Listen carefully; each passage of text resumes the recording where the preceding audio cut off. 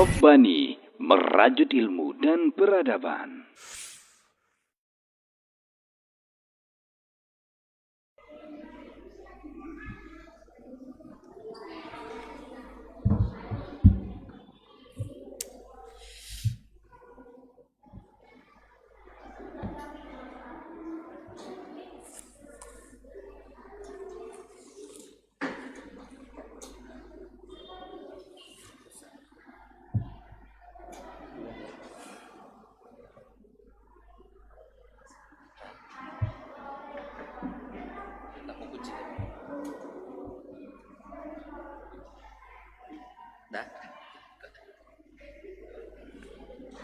Bismillah, coba.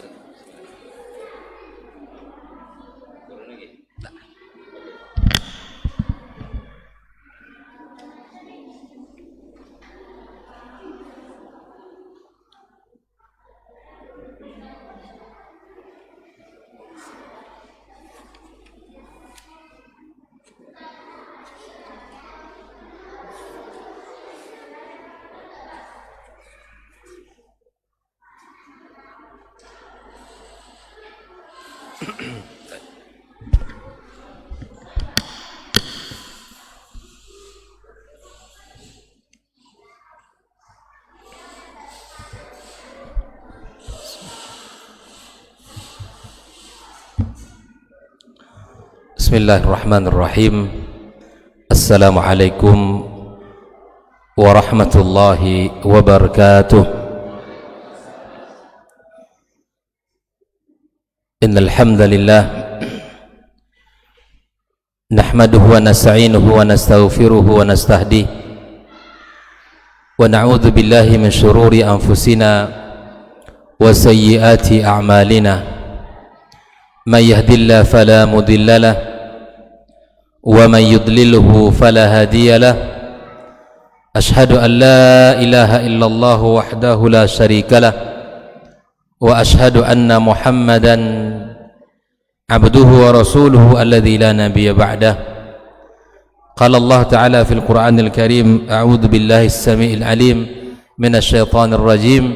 Ya ayyuhalladzina amanu taqullaha haqqa tuqatih wa la tamutunna illa wa antum muslimun. Allahumma 'allimna ma yanfa'una wanfa'na bima 'allamtana wa zidna ilma ya rabbal alamin. Amma ba'd, ma'asyiral hadirin wal hadirat, muslimina wal muslimat, bapak-bapak, ibu-ibu, saudara-saudari serta anak-anak kami yang kami cintai dan kami banggakan. Alhamdulillah, kembali pada maghrib yang penuh berkah ini kita dipertemukan Allah Subhanahu wa taala dalam kajian bulanan kita, berbicara tentang permasalahan yang terkait dengan kehidupan kita,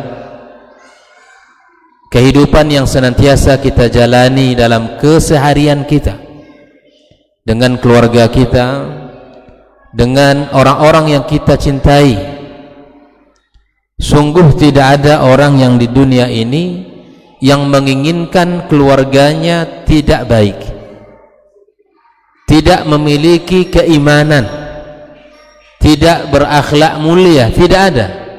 Semua kita menginginkan itu. Namun terkadang di dalam harapan tadi banyak kendala yang kita temui di jalan, banyak masalah yang kita dapatkan. Bahkan kita sudah merasa anak-anak dari kecil sudah kita ajarkan sholat, tiba-tiba ketika besar, ketika membangunkan sholat subuh harus ditarik lebih dahulu baru bangun.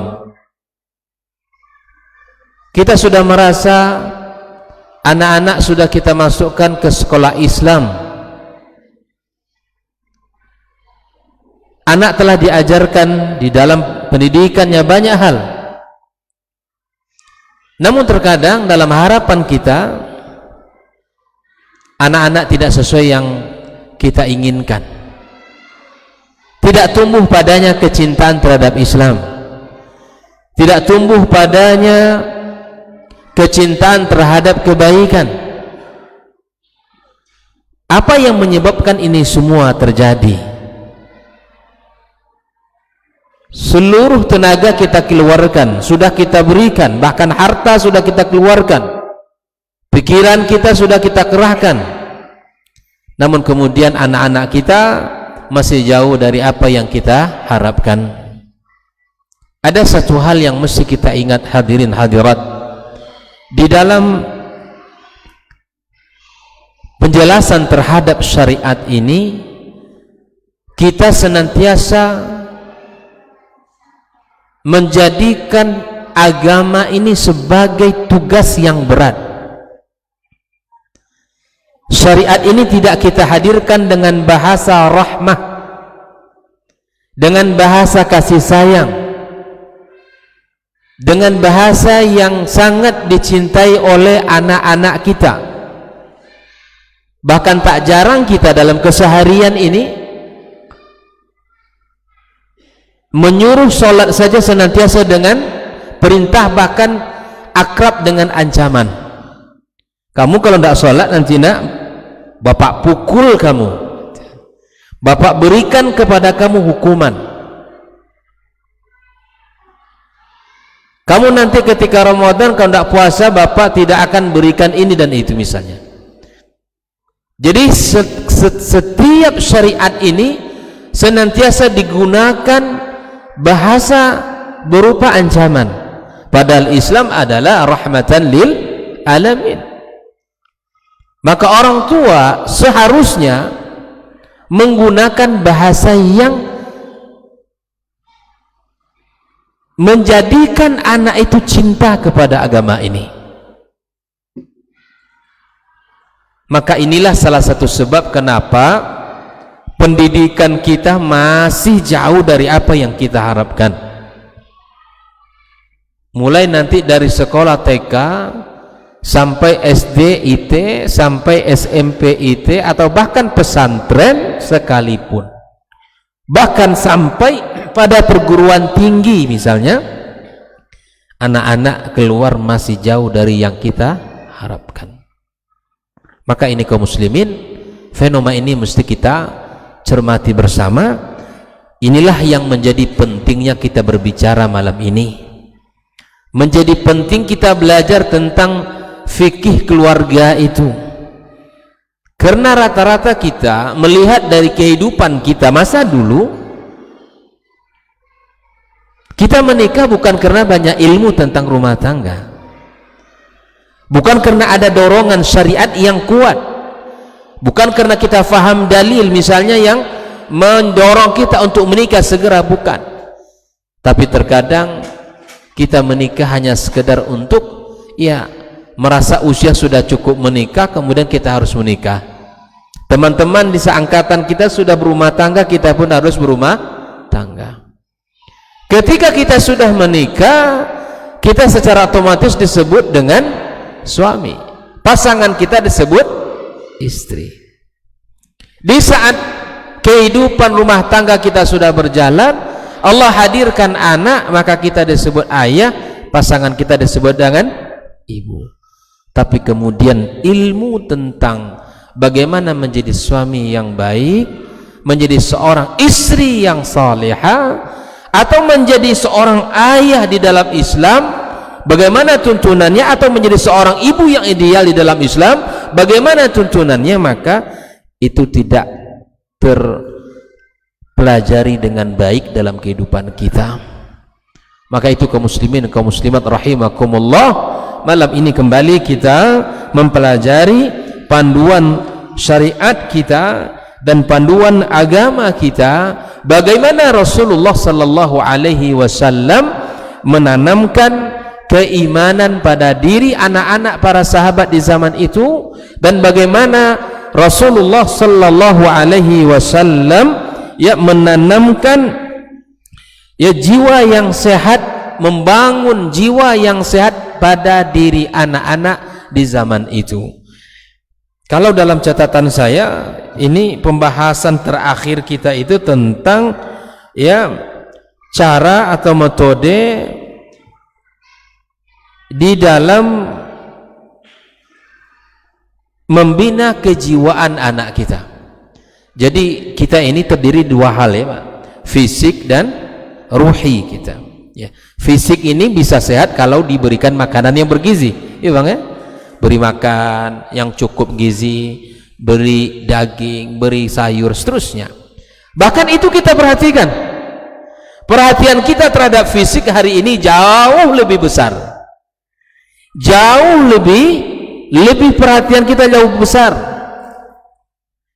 Sampai-sampai anak kita kalau tidak makan dia marah kita Pak.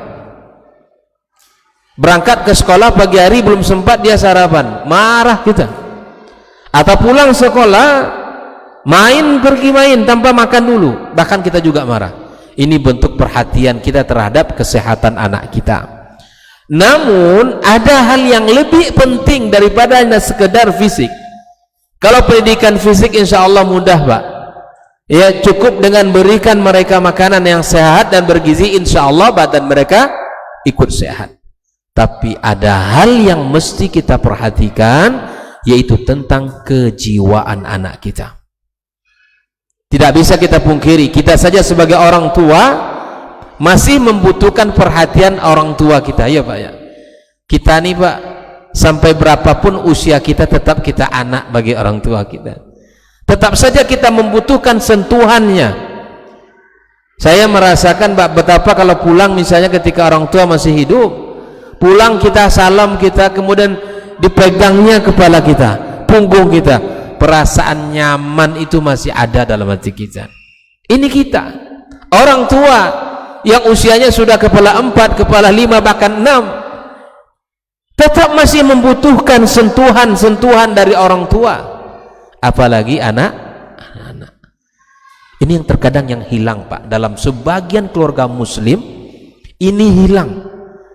Ayah itu seperti seorang bos dalam sebuah perusahaan yang mainannya aturannya itu aturan SOP, aturannya itu aturan yang sangat ketat. Jam sekian kamu harus sekian, jam sekian kamu datang seperti di kantor, jam sekian mesti absen, jam sekian pulang, jam sekian istirahat, jam sekian masuk lagi.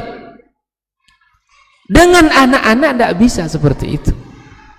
Kita lihat nanti bagaimana Rasulullah dengan kesungguhan dengan seorang nabi dan rasul yang memiliki kedudukan yang sangat mulia, yang sangat tinggi, manusia pilihan Allah. Jika dibandingkan dengan manusia-manusia biasa, jauh kedudukan Rasulullah. Tapi kemudian Nabi Sallallahu Alaihi Wasallam masih menyempatkan dirinya untuk bermain dan bercanda dengan anak-anak. Banyak orang tua yang kaku hari ini Pak, sehingga sebelum saya menceritakan bagaimana uslub Nabi di dalam menanamkan, memperhatikan kejiwaan ya Rasulullah Sallallahu Alaihi Wasallam, saya ingin menyampaikan sebuah kisah yang mengajarkan kepada kita tentang sebuah cinta yang sejati. Ketika itu Anas menceritakan di mana Rasulullah Sallallahu Alaihi Wasallam diundang oleh salah seorang yang pekerjaannya adalah tukang jahit. Beliau mengundang Rasulullah untuk makan, dan Anas ibn Malik ikut bersama Rasulullah Sallallahu Alaihi Wasallam. Lalu tukang jahit itu menyuguhkan makanan, hidangan kepada Rasulullah Sallallahu Alaihi Wasallam berupa roti dan kuah yang berisikan labu. Tahu labu Pak ya? Kemudian Anas berkata, "Fara'aitu Rasulullah sallallahu alaihi wasallam yatatabba'u ad-dubba'a min hawalai safha. Qala falam azal uhibbu ad-dubba'a mundu yawma idzin." Anas menceritakan, kata beliau, aku melihat Rasulullah sallallahu alaihi wasallam ya, mengambil labu dari pinggir piring. Ini juga adab ketika makan, harus dari pinggirnya. Kata Anas, mulai saat aku melihat Rasulullah makan labu tersebut, maka aku tidak pernah meninggalkan makan labu.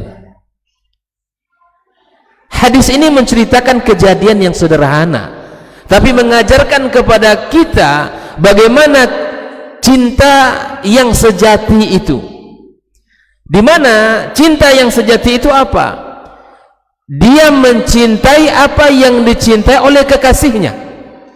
Di sini apa? Nabi suka makan labu. Nabi makan labu. Anas mengatakan, mulai saat aku melihat Nabi makan labu, aku mencintai untuk makan labu itu. Padahal Anas tidak makan.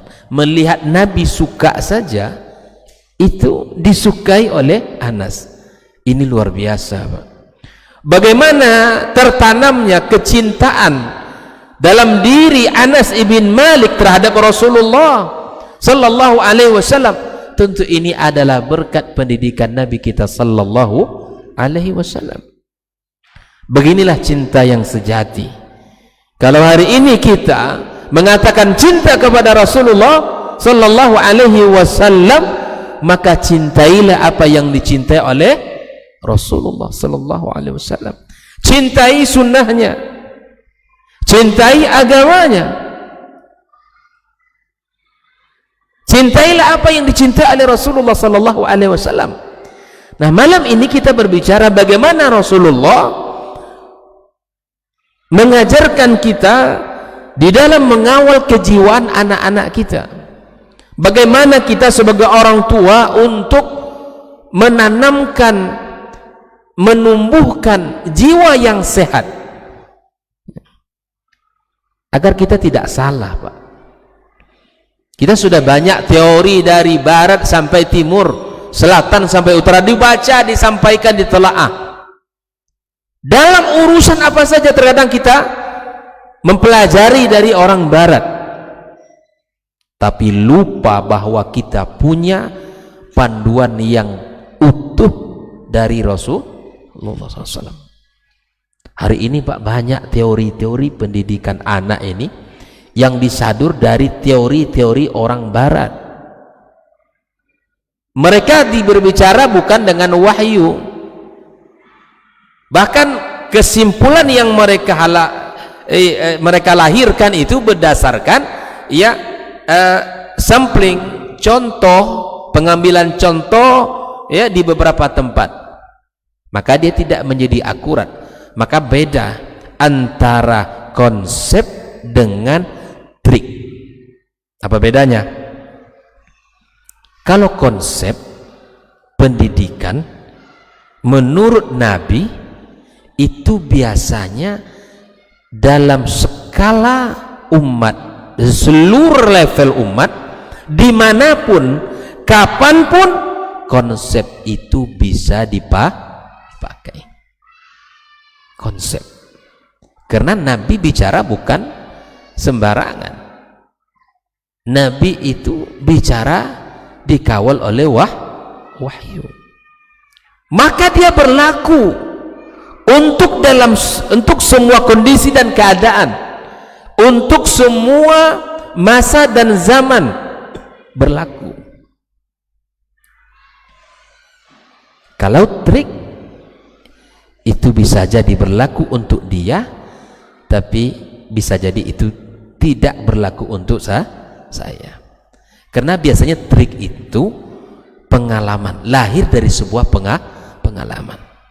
Bisa kita pelajari, tapi belum tentu menjadi solusi dari masalah kita. Makanya terkadang dalam sebuah pelatihan-pelatihan yang paling enak itu, yang paling ditunggu-tunggu untuk ditanyakan itu apa? Atau yang paling ditunggu-tunggu untuk disampaikan itu adalah trik mendidik anak. Kita tidak berbicara trik, tapi kita berbicara tentang konsep nubuah, bagaimana Nabi kita sallallahu alaihi wasallam mendidik generasi di zaman itu. Siapapun, Pak, yang menyampaikan materi tentang pendidikan, dengarkan apa yang disampaikan itu. Kalau dari hadis Nabi sallallahu alaihi wasallam, konsep yang dilahirkan dari Rasulullah, dari perkataan Rasulullah, atau dari bagaimana cara Rasul mendidik para sahabat, ambil. Karena itu adalah konsep. Kalau trik itu dia ibarat sebuah cincin. Cincin ini masuk ke jari saya, belum tentu masuk ke jari si fulan. Tapi konsep dia akan bisa masuk kepada sebuah lini dan dia bisa dipakai oleh siapapun dalam lintas generasi. Itulah keutamaan konsep Nabi sallallahu alaihi wasallam. Baik, kita lihat bagaimana Nabi sallallahu alaihi wasallam membangun kejiwaan anak, membangun kedekatan dengan anak. Yang pertama, ini sebetulnya sudah kita bahas tapi kita ulanglah sedikit. Suhbatut tifil. Apa artinya? Kita berteman dengan anak, kita membersamai anak kita, dekat kita seperti dekatnya orang berkawan yang akrab. Suhbah, berteman, membersamai anak-anak. Kata para ulama pendidikan, tal'abu suhbatu dauran kabiran fit ta'siri anak sitifil. Ya, membersamai anak itu memiliki pengaruh yang sangat dahsyat di dalam pembentukan kejiwaan anak. Bisa diukur Pak, kita dekat dengan anak kita atau tidak? Bisa kita lihat. Bisa kita lihat orang tua ini dekat dengan anak atau tidak? Bisa kita lihat. Karena bagaimana kedekatan itu terbangun, kita lihat seperti apa Rasul sallallahu alaihi wasallam. Yang pertama, wa kana sallallahu alaihi wasallam yashabul atfal fi kafatil mayadin, membersamai anak-anak itu dalam seluruh lini kehidupan. Kita lihat pertama Ibnu Abbas. Rasulullah membersamai Ibnu Abbas bukan hanya di jalan berjalan seperti ini, tapi Rasulullah menggonceng Ibnu Abbas di atas kendaraannya. Itu yang kita dapatkan nasihat Nabi itu apa? Ihfazillaha yahfazka. Itu Nabi beri nasihat itu Pak di atas kendaraan. Ketika Ibnu Abbas berada di belakang Rasulullah, Nabi katakan, ya gulam, wahai anak, ya, ihfazillaha yahfazka, jagalah Allah, Allah akan menjagamu. Kira-kira Bapak Ibu, ya, kita sebagai orang tua, para ayah ini, adakah kalimat-kalimat ini yang lahir dari lisan kita, sentuhan kalimat agama, rahmah, kasih sayang, dengan mengaitkan sesuatu dengan agama? Walaupun anak kita masih belum faham Pak dengan bahasa, mungkin anak usia SD. Ibnu Abbas tercatat usianya masih kecil. Nabi mengatakan, jagalah Allah, Allah akan jaga dirimu. Ihfazillah, jagalah Allah, tajidhu tujahak, Allah engkau dapatkan di hadapanmu ketika engkau jaga Allah. Coba lihat, ini Ibnu Abbas. Seperti Ibnu Ammihi Ja'far, ya. Kemudian Anas ibn Malik. Di dalam banyak kesempatan Nabi Shallallahu Alaihi Wasallam membersamai anak-anak di masa itu. Jadi kalau anak-anak kita pulang kantor kita atau di hari libur kita minta main dia, ya main kita ya, jalan kita ya, misalnya kan, tidak masalah Pak, labbaik, kita ikuti permintaan dia itu. Tidak akan lama tuh Pak, tidak bakalan lama. Saya sering Pak pulang dari masjid tuh, Bi, lomba lari kita Bi. Sering saya dapat anak saya masih kecil, 2,5 tahun. Karena memang saya ajak dia, ya lomba lari kita ya. Dari mana inspirasi saya dapatkan? Dari Nabi SAW. Nabi itu juga melakukan banyak hal dengan anak Sallallahu Alaihi Wasallam. Lomba lari kita, lomba lari.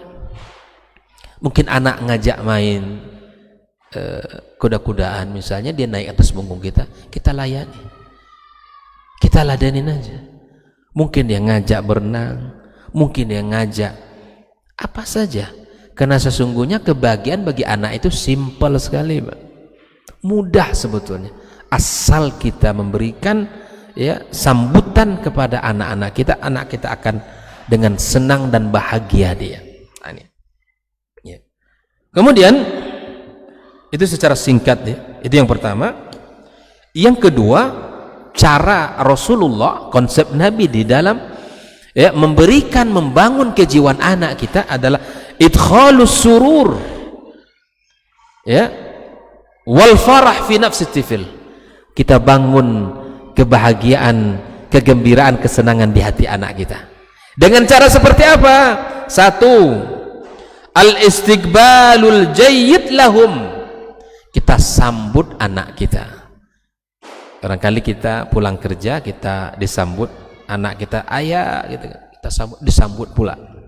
Minggir-minggir gitu. Terkadang ada, subhanallah. Mungkin banyak masalah di kantor, banyak ya. Tapi terkadang minggir kamu. Pergi sama ibu kamu. Nah, ibu lah sekali. Dia tiap dari pagi sampai sore sama ibunya. Hanya semenit dia minta ayah gitu. Tapi kita bilang sama ibu kamu, insyaallah. Jangan heran nanti terbangun gap antara kita dengan anak. Ini Nabi mengatakan. Yang kedua, takbiluhum. Kita cium anak kita. Coba kita ingat, Pak. Kapan kita terakhir mencium anak kita? Ustaz, bagaimana kalau anak kami sudah besar-besar? Tidak ada masalah. Bagaimana anak kami kalau sudah dewasa? Tidak ada masalah.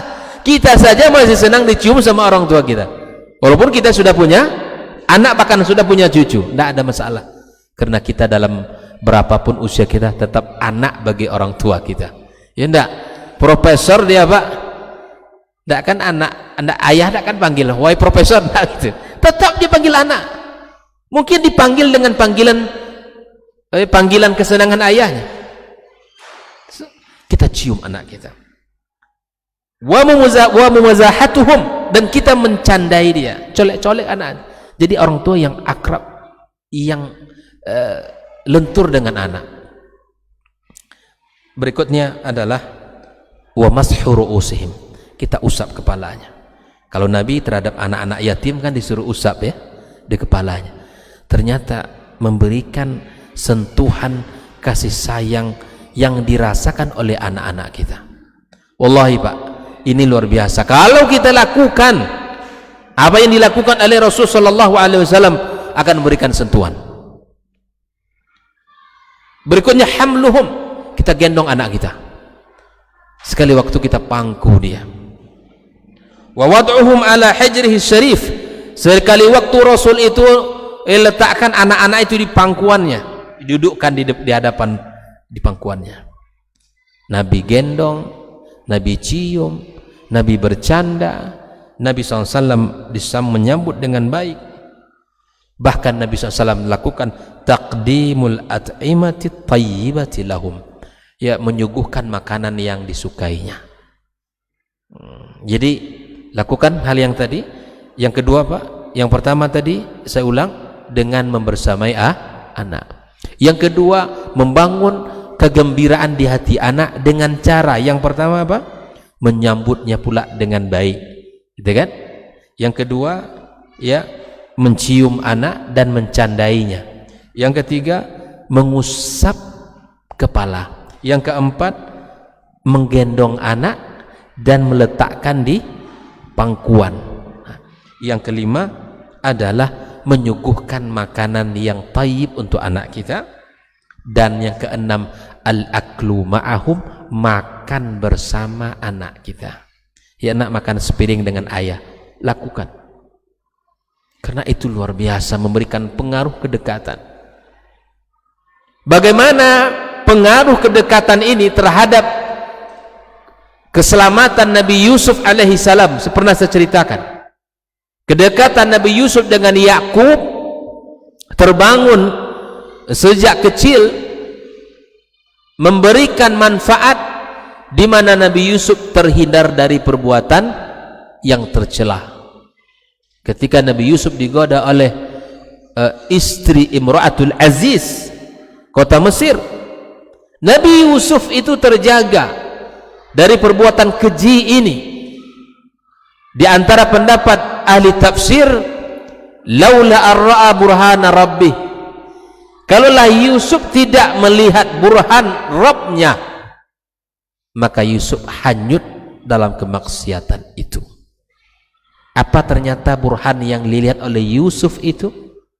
Sebagian ulama tafsir mengatakan adalah Allah hadirkan wajah ayahnya di saat wanita itu menggoda. Yusuf melihat wajah ayahnya hadir, marah kepadanya. Wa Yusuf, diingatkan, kamu orang baik-baik. Ini bagaimana mungkin akan teringat oleh anak nasihat atau wajah ayahnya misalnya, sementara hubungannya tidak terdekat. Dahsyat. Bagaimana Yusuf terselamatkan dari perbuatan keji adalah manfaat daripada hubungan baik antara dia dengan ayahnya, kedekatan dia dengan ayahnya. Berikutnya, yang ketiga kaum muslimin rahimakumullah, adalah dengan cara at-tashji' at-tifl, senantiasa membangun motivasi pada jiwa anak kita. Di antara syiar para pendidik zaman dahulu terhadap anak-anak itu senantiasa mengatakan, la tahqiranna nafsak, jangan engkau rendahkan dirimu nak. Bapak Ibu, betapapun atau bagaimanapun prestasi anak kita di sekolah, hargai. Terkadang ini yang tidak terlihat Pak oleh lembaga, oleh sebagian guru dan lembaga. Anak yang dianggap cerdas itu yang nomor satu, yang ranking satu saja. Padahal kecerdasan itu tidak hanya pada ranking. Bisa jadi anak ini prestasinya biasa saja, secara nilai mungkin rata-rata, tidak terlalu menonjol, tidak terlalu tinggi, tapi akhlaknya luar biasa. Akhlak kepada gurunya, akhlak kepada sesama temannya, akhlak di majelis ilmu. Ini prestasi yang wajib untuk diberikan apresiasi. Mungkin ada anak yang secara IQ tidak terlalu tinggi, tapi dia baik dan pemurah. Ini juga harus diberikan apresiasi. Nah, anak-anak kita mesti dibangun motivasi itu, menjadi anak baik, menjadi anak soleh, menjadi anak yang bermanfaat. Motivasi Islam dihadirkan. Allah menyukai orang-orang yang baik, Nabi menyukai orang-orang yang suka memberi dan seterusnya. Diberikan motivasi. Ya, di sini ya, inna tasji'al hissi awil ma'nawi, baik itu motivasi berupa barang yang dilihat, hadiah yang diberikan, atau kalimat. Bapak Ibu, jadilah orang tua yang suka memberikan pujian.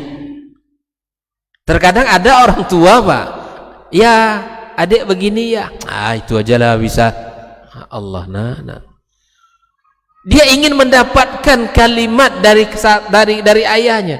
Susahkah kita untuk memuji anak kita? Jarang-jarang Pak anak pulang sekolah, ya tadi adik alhamdulillah bisa jawab loh ya.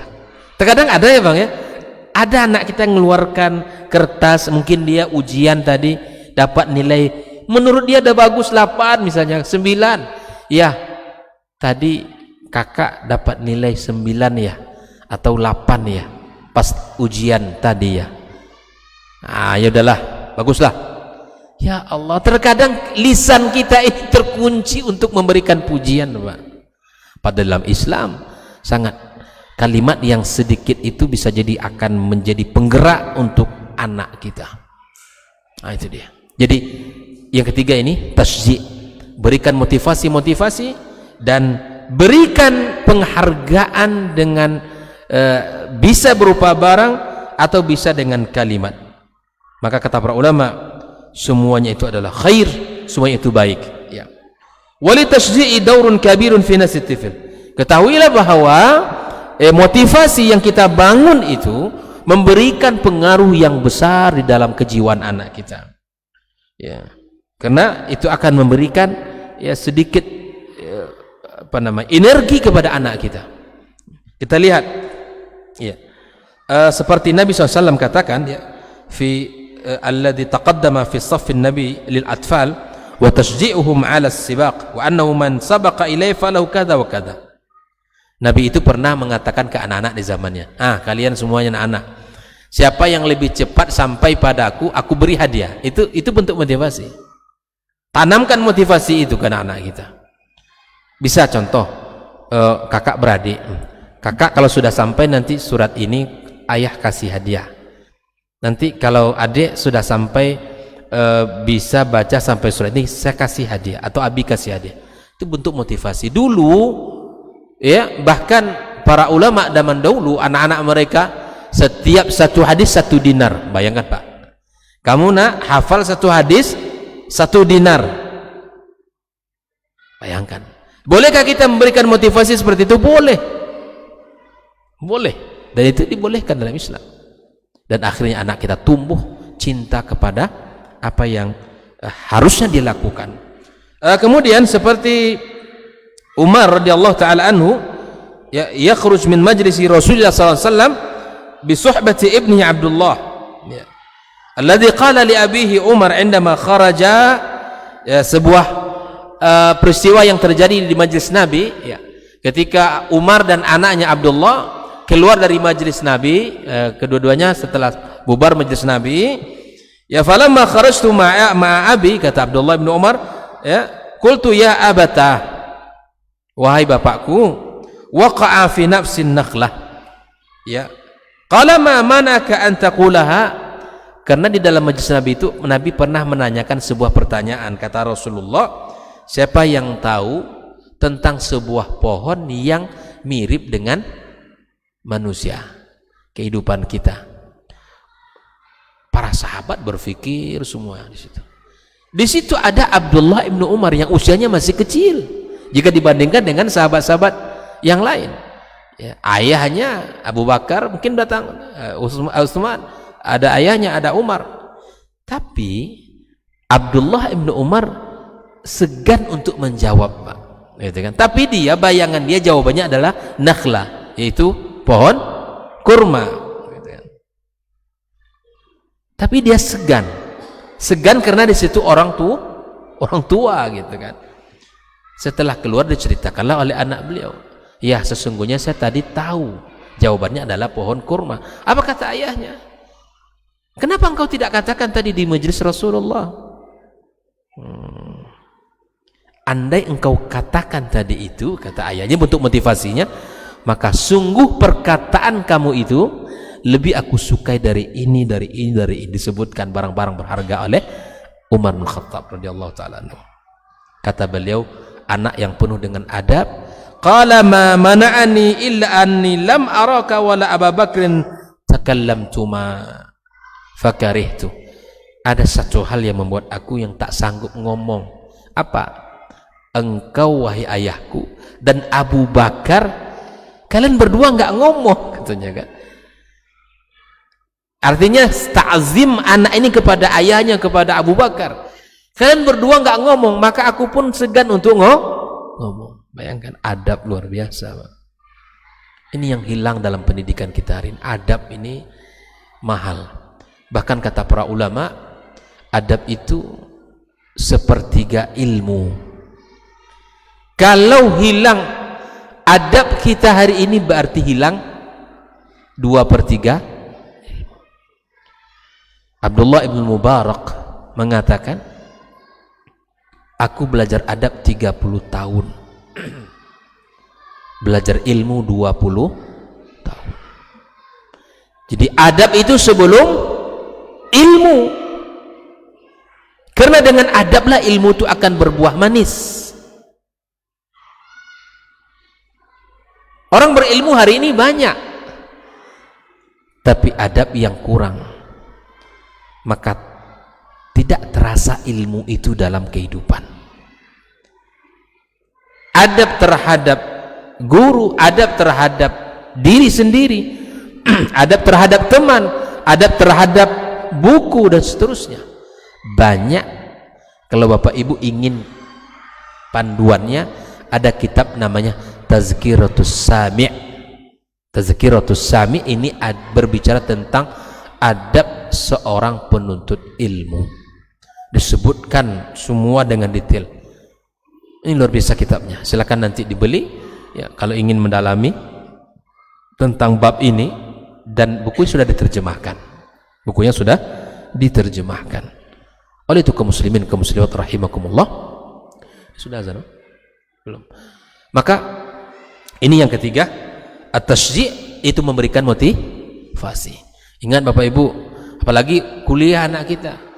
Ngeluh mungkin zaman pandemi kuliah online ya gitu kan. Dan nak sabar, kamu rajin belajar, ya baca buku, kerjakan tugas, motivasi saja udah. Baik. Berikutnya yang keempat adalah al-madhu wath-thana. Ini setelah motivasi dikerjakan, maka kita lanjutkan kepada level berikut dengan memberikan pujian dan sanjungan kepada anak kita. Perlu dicium dia. Masya Allah tabarakallah. Anak-anak kita yang masih usia 2 tahun misalnya, yang lisannya belum sempurna, tapi dia sudah membaca misalnya huruf hijaiyah, belajar dia walaupun baca belum sempurna. Masa ketika dia tanpa disuruh membaca itu, segera peluk, samperin, datang, cium, berikan kata-kata Masya Allah tabarakallah, anak abi, sanjung. Karena itu energi yang luar biasa untuk anak kita. La syakka anna limadhi at-tifl asaran fa'alan fi nafsi. Tidak diragukan lagi bahwa sanjungan pujian itu memberikan pengaruh yang dahsyat dalam jiwa anak kita. Fayuharriku masyairah, akan menggerakkan ya jiwanya, perasaannya. Wa hasisah, akan menyentuh ya kejiwaannya. Ya. Fayusari'u at-tifl ila tashihi suluki. Anak ini akan segera memperbaiki perilakunya. Karena kalau disanjung, Pak, ya, pasti senang. Namanya disanjung kan? Kita saja masih suka disanjung oleh orang tua kita, apalagi anak-anak yang sukanya disanjung itu. Baik. Lihatlah Rasulullah SAW bagaimana dia menyanjung anak-anak di zaman itu, ya, seperti Abdullah ibn Umar disanjung oleh Nabi kita sallallahu alaihi wasallam, ni'mar rajulu Abdullah law kana yusalli minal lail. Masyaallah, disanjung oleh Nabi, Bang. Sebaik-baik laki-laki itu adalah Abdullah kalau dia salat malam. Nah, hampir Abdullah ya ketika mendengarkan kalimat Nabi, sanjungan Nabi itu dia tidak pernah meninggalkan salat malam. Kita terkadang tidak sadar, Pak, kalimat mana yang membuat anak kita berubah itu. Bukan ceramah sepanjang hari yang membuat anak kita bisa berubah, bukan omelan panjang. Terkadang kita sudah merasa ya memberi nasihat, tapi sesungguhnya itu adalah omelan. Nasihat itu lahir dari kalimat yang lembut, lisan yang penuh dengan hikmah, wajah yang penuh dengan kasih sayang. Itu nasihat. Tapi terkadang kebanyakan kita bukan nasihat, dia adalah omelan. Jatuh piring, tumpah air, nasihat kata kita keluar. Tapi terkadang nasihat itu bukan berbuah cinta dan sayang, tapi bahkan nasihat, kalimat itu membuat anak kita semakin tidak suka dengan kita. Nasihat itu dudukkan nih, nak, begini nak. Orang beri nasihat dan yang dinasihati itu akan memberikan efek yang dahsyat kalau sama-sama kita ya dengan hati yang penuh cinta, lisan yang menunjukkan ya suka, wajah yang penuh dengan kasih sayang. Gerakan tubuh kita ini menunjukkan cinta pada anak kita. Tapi kalau marah kita kan, omelan itu bahkan tunjuk kiri kita keluar, suara nada kita tinggi, wajah kita merah. Terkadang kita sudah merasa nasihat, tapi sungguh kita tidak memberi nasihat, tapi mengomelin anak-anak kita. Bapak Ibu rahimakumullah, inilah yang keempat, sanjung anak kita, berikan pujian kepada anak-anak kita. Insya Allah dengan kalimat itu anak kita akan terbangun jiwanya yang sehat, terbangun jiwa yang normal, tidak anak-anak yang penakut, tidak anak-anak yang tidak berani tampil, anak-anak yang minder, enggak. Tapi dengan memberikan kalimat-kalimat pujian dan sanjungan, insya Allah anak kita akan terbangun pada dirinya itu kepercayaannya, akan menjadi orang yang tampil apa adanya dan tidak akan rada rasa malu. Wallahu ta'ala alam. Insyaallah kita lanjutkan pembahasan berikutnya ya. Mudah-mudahan Allah berkahi pertemuan kita ini, Allah jadikan kita orang tua yang mampu mendidik anak-anak kita atas amanah yang telah Allah berikan kepada kita. Sungguh mereka adalah aset termahal kita dunia akhirat, adalah anak yang Allah titipkan kepada kita. Subhanakallahumma bihamdik, asyhadu an la ilaha illa anta, astaghfiruka wa atubu ilaik. Wassalamualaikum warahmatullahi wabarakatuh. Orang yang keluar dari rumahnya menuju rumah Allah untuk menuntut ilmu syar'i, maka sungguh dia sedang berjalan di jalan ilmu, dan itu akan memudahkannya untuk menuju surga Allah Subhanahu wa taala. Man salaka tariqan yatlubu fihi ilman, salakallahu bihi tariqan min turuqil jannah. Barang siapa yang menempuh sebuah jalan yang ditempuhnya adalah jalan menuntut ilmu, maka Allah akan mudahkan jalannya untuk menuju surga Allah Subhanahu wa taala. Orang yang berangkat ke masjid untuk menuntut ilmu syar'i dianggap sebagai jihad fi sabilillah. Nabi alaihi salatu wassalam bersabda, "Man dakhala masjidana hadza," barang siapa yang memasuki masjid kami ini, yakni Masjid Nabawi, liyata'allama khairan, untuk belajar atau mempelajari kebaikan, au yu'allimuhu, atau dia mengajarkan kebaikan, kal mujahidi fi sabilillah, adalah seperti orang yang berjihad di jalan Allah. Mudah-mudahan kehadiran kita di rumah Allah yang mulia ini, tujuan kita hanya satu, untuk mencari ridha Allah tabaraka wa taala. Mudah-mudahan ilmu yang kita pelajari, ilmu yang memberikan keberkahan, yang menerangkan jalan kita dan senantiasa menjaga kita di jalan Allah Subhanahu wa taala.